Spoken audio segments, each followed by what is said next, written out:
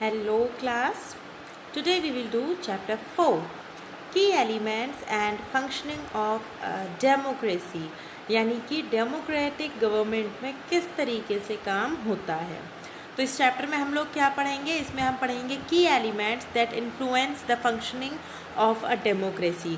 तो डेमोक्रेसी किस तरीके से काम करती है, इसके अलावा क्या क्या चीज़ें हैं जो जो फ़र्क डालती हैं, जो अफेक्ट डालती हैं आपकी डेमोक्रेसी पर। Need to make decisions with collective sanction, equality and justice as prescribed by the constitution of India. चलिए करते हैं एक छोटी सी activity. What would you do in the following situations? A girl is being denied playing football with a group of boys because they think girls cannot play football. तो ऐसी situation में आप क्या करोगे जब एक लड़की से मना कर दिया जाएगा कि आप फुटबॉल नहीं खेल सकती हो लड़कों के साथ। An overweight boy in your school is not being allowed to participate in the dance competition. या फिर आपके सामने एक ऐसी सिचुएशन आए जिसमें एक ओवरवेट लड़के को, जिसमें वज़न ज़्यादा है, उसको मना कर दिया जाए डांस करने के लिए, यानी वो डांस कंपटीशन में पार्टिसिपेट नहीं कर पाए। In all the situations given above a person is being discriminated और डिनाइड बीइंग ट्रीटेड इक्वली। देखो इन दोनों ही केसेस में बराबरी का अधिकार छीना जा रहा है। भाई लड़की है तो क्या वो लड़कों के संग फुटबॉल नहीं खेल सकती? बिल्कुल खेल सकती है। अगर एक लड़के का वज़न ज़्यादा है तो भी हम उसको नहीं रोक सकते हैं डांस कंपटीशन में पार्टिसिपेट करने से। Discrimination is against the key features of a democracy. But what are the key features of a democracy? Let us find out in this chapter. Now elements of a democracy. Democracy is a system of government in which all the citizens of a country can vote to elect their representative. तो देखो पहले भी हमने chapter में पढ़ा है, जिसने पुरानी वीडियोस नहीं देखी हो वो देखिएगा, आपको अच्छे से समझ में आएगा डेमोक्रेटिक फॉर्म ऑफ गवर्नमेंट। तो डेमोक्रेसी में जो किसी भी कंट्री के सिटीजन्स होते हैं वो खुद अपने रिप्रेजेंटेटिव, अपना नेता चुनते हैं और सरकार बनाते हैं। These representatives form the government and take decisions on behalf of the people. यही लोग मिलकर जिन्हें चुना जाता है, जिन्हें वोट देकर चुना जाता है, वही सरकार बनाते हैं और लोगों की तरफ से डिसीजन लेते हैं। The key elements of a democracy are participation of the people, decision making and resolution of conflicts on the basis of collective sanction, equality and justice. तो की एलिमेंट क्या हो गया? की एलिमेंट हो गया लोग, यानी कि सरकार बनाई लोगों ने, डिसीज़न कुछ कहीं ना कहीं लोगों के लिए लिया जाएगा, लोगों के हित में लिया जाएगा। इसके अलावा कलेक्टिव सैंक्शन होगा, यानी कि देखो जो मेजॉरिटी में जीतता है, मेजॉरिटी में जिसे चुना जाता है वही तो सरकार बनाता है। इसके अलावा बराबरी और अधिकार, इंसाफ भी मिलता है। Now participation of the people. The participation of the people is the foundation of a democracy. तो नींव क्या है डेमोक्रेसी की? डेमोक्रेसी की नींव है कि यहाँ पर लोग पार्टिसिपेट करते हैं। First of all the people choose their representatives to form the government. सबसे पहली चीज़ के जो लोग हैं वो अपना नेता खुद चुनते हैं, अपना रिप्रेजेंटेटिव खुद चुनते हैं। They vote in the elections to elect their representatives for a period of 5 years. जब इलेक्शन होते हैं तो वोट देते हैं 18 साल से या 18 साल से ऊपर के जो सिटीजन्स होते हैं वो वोट देते हैं, और वोट देखने के बाद जो चुना जाता है, जो मेजॉरिटी से जीतता है, उसके 5 साल का समय मिलता है हमें रिप्रेजेंट करने का। After the completion of 5 years, the people decide whether the government should continue in power. If a government fails to function in the interests of the people express their disappointment with the government by not voting in its favor in the next elections. इसके बाद 5 साल लोग देखेंगे कि क्या ये सरकार हमारे लिए काम कर रही है, क्या ये सरकार हमारे लिए सही काम कर रही है। अगर लोगों को लगता है कि सरकार उनके हित में फैसले नहीं ले रही है, सरकार प्रोग्रेस नहीं कर पा रही है, ये सरकार ठीक नहीं है, ये रिप्रेजेंटेटिव ठीक नहीं है, तो 5 साल बाद ज़रूरी नहीं है कि उसी इंसान को दोबारा वोट दिया जाए। लोग अपना वोट बदल सकते हैं, अपना रिप्रेजेंटेटिव बदल सकते हैं। भाई जब कोई काम ही नहीं कर रहा सही से तो दोबारा से उसको वोट क्यों देंगे 5 साल बाद। Secondly, the people act as continuous examiners of the policies introduced by the government। ये सबसे इम्पोर्टेंट काम है। इसके लिए लोगों को कंटिन्यूसली देखना पड़ेगा कि सरकार क्या फैसले ले रही है, उस फैसले से किस पर कैसा असर पड़ेगा। They openly express their views and criticize the government if necessary। अपना जो व्यू है, अपना जो मत है, अपनी जो बात है, उसे रखने का अधिकार है लोगों को। इसके अलावा अगर गवर्नमेंट का कोई डिसीज़न पसंद नहीं आता तो उसकी आलोचना करने का भी अधिकार पूरी तरीके से सिटीजन्स के पास है। They express their disapproval in multiple ways such as rallies, धरना, strikes and signature campaigns। तो अगर आपको सरकार के खिलाफ कुछ पसंद नहीं आ रहा है तो आप रैली निकाल सकते हैं, आप प्रोटेस्ट कर सकते हैं, आप धरना दे सकते हैं, आप हड़ताल पर जा सकते हैं, इसके अलावा कैंपेन भी कर सकते हैं। The media like newspapers, magazines and TV also play an important role in expressing the views of the people and making the government realize its responsibilities। तो ये भी एक इम्पॉर्टेंट चीज़ है कि जो मीडिया है उसको हमारे संविधान का, हमारे डेमोक्रेटिक गवर्नमेंट का पिलर बोला जाता है। पिलर मतलब स्तंभ, यानी कि जिस पर हमारी डेमोक्रेसी टिकी हुई है। ऐसा क्यों बोला जाता है?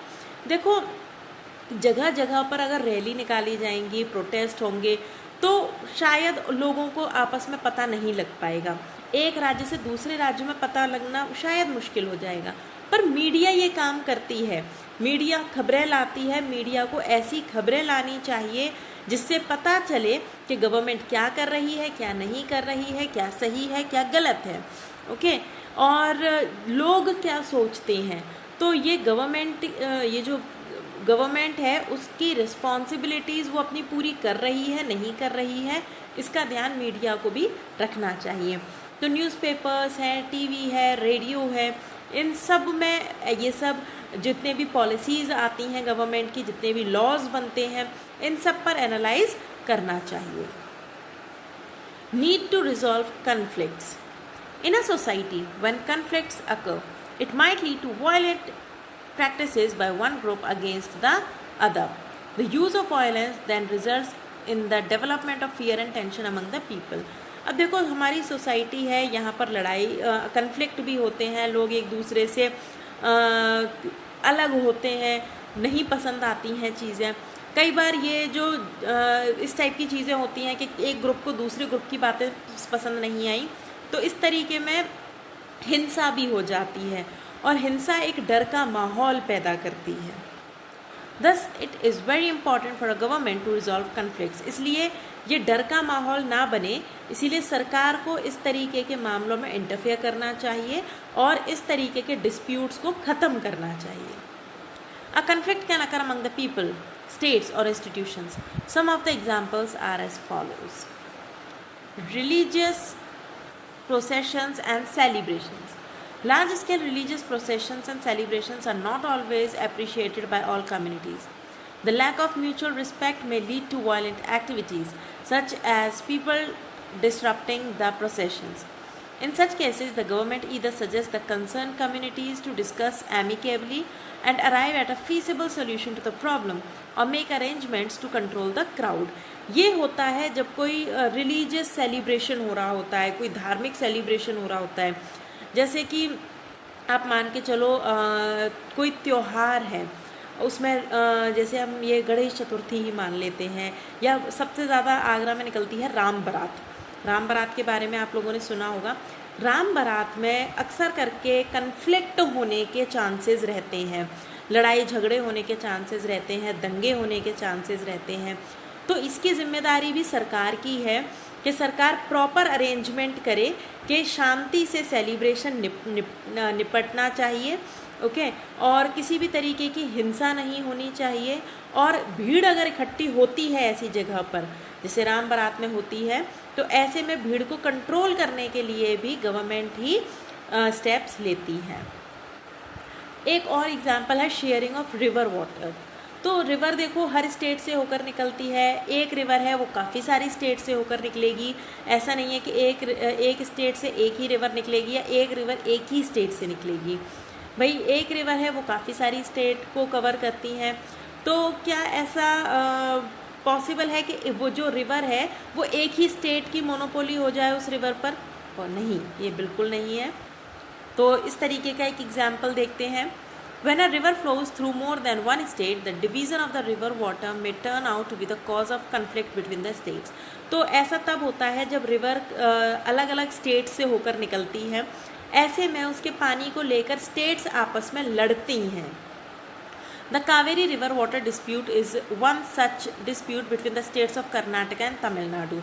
तो कावेरी रिवर है और इसके पानी को लेकर अक्सर करके कर्नाटका और तमिलनाडु से डिस्प्यूट की, लड़ाई झगड़े की खबरें आती रहती हैं। The Kaveri river flows through the states of Karnataka and Tamil Nadu. Both the states have built dams on the river for the irrigation of fields and other purposes. दोनों ही स्टेट से होकर कावेरी रिवर गुजरती है और दोनों ने ही अपनी state में इस पर डैम बनाया हुआ है इरिगेशन के लिए, अपने खेती में पानी देने के लिए। However, the dam of Tamil Nadu could only be filled when water is released from Karnataka. अब दिक्कत ये है कि तमिलनाडु के डैम में तभी पानी पहुंचेगा जब कर्नाटका पानी छोड़ेगा। The conflict occurred when Tamil Nadu asked for water from Karnataka and Karnataka did not agree on the demand due to scarcity of water in its own territory. अब दिक्कत कहाँ आई कि जब कर्नाटका पानी खोलेगा, कर्नाटका अलाउ करेगा, तभी तमिलनाडु में पानी पहुँच पाएगा। पर जब तमिलनाडु ने कहा कि भाई अब हमें पानी दे दो, हमें पानी की ज़रूरत है, रिलीज़ कर दो उस पानी को जो आपने डैम में रोक रखा है, तो कर्नाटका ने मना कर दिया। क्यों? क्योंकि पानी की उनके खुद के स्टेट में कमी थी, इसीलिए कर्नाटका ने तमिलनाडु से मना कर दिया कि हम कावेरी का पानी आप तक नहीं दे सकते। Nevertheless, the intervention of the central government provided a fair distribution of the water between the states. अब जब यहाँ पर डिस्प्यूट हुआ दो स्टेट में, तो जो सेंट्रल गवर्नमेंट है, जो केंद्रीय सरकार है, वो बीच बचाव में आई और प्रॉपर डिस्ट्रीब्यूशन करा दोनों ही स्टेट्स में पानी का। In our country, the Constitution of India has laid down various provisions to resolve conflicts in society. The government and citizens of the country are to follow the same provisions to resolve their conflicts and differences. तो बहुत सारे ऐसे provisions हैं हमारे संविधान में, बहुत सारे ऐसे laws हैं जो किसी भी टाइप के हिंसा, लड़ाई झगड़े या डिस्प्यूट को रोकने में मदद करते हैं। Now equality and justice, भाई सबको इंसाफ मिलना चाहिए और सब बराबर हैं। Equality refers to the fact of being equal in rights, advantages.